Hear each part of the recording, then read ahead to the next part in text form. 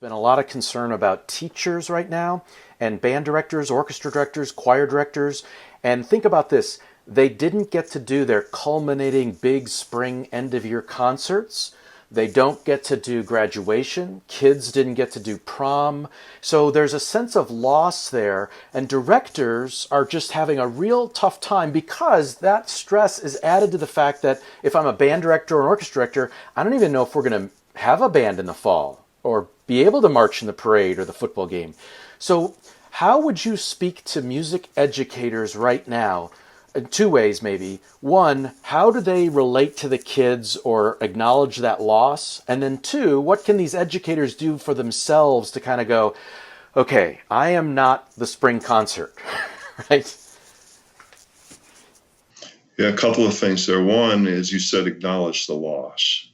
Part of the issue I have with our culture is that we don't do a good job of acknowledging loss, and that we don't take the time to grieve and to mourn. My heart breaks for them and for seniors that are missing out on some very key and significant events in their lives. Like you mentioned with the concert. I'm thinking about prom and just some of that connection that we've taken, I don't know, for granted, or we just assumed would always be there. And this is unprecedented. So the other aspect of this is that this is something that's beyond our control. And we don't like not having control as human beings, and the power to influence our environment is a biological need. And so what makes us so unprecedented and uncharted is that globally, we're in a position right now where we don't have control over any of this. Now, there's some attempt right now to reclaim control by having states, reopen. And there's a lot of fear going on around the uptick that's going to cause, for further loss. But then the other side of this is if we don't, when are we going to know when? I mean, there's probably never going to be a good time with this, and who knows when the vaccine is on the horizon, I'm sure, but it could be months, even years out, or a year out. So there's a lot that's uncharted, and a lot of uncertainty creates anxiety and creates stress. And also it takes it to a whole nother level when I can't control what I can't control. And sometimes when I can't control things, I take more responsibility than I need to. Like I should be able to do something about this. When I think teachers should celebrate, band directors should celebrate all that they are doing to connect the best way they know how, given the circumstances. Really, they need to be commended for that. I mean, this is, who would have known, even a few months ago that this would have happened.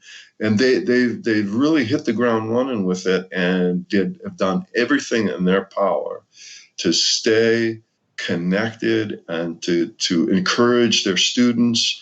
And think about it, you have some sense of control in your classroom when kids are physically present.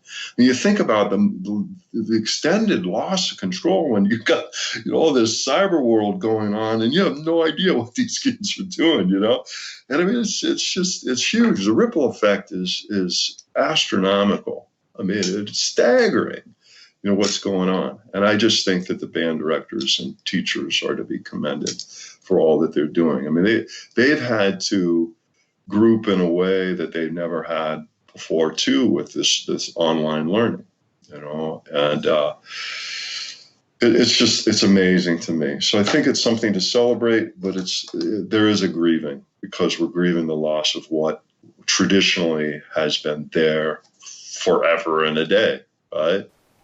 Yeah. And when you think about a music teacher especially, they tend to be on the control freak band spectrum already because they've mapped out every note. We're saying that in a loving way. That's right? Exactly. To those that are viewing.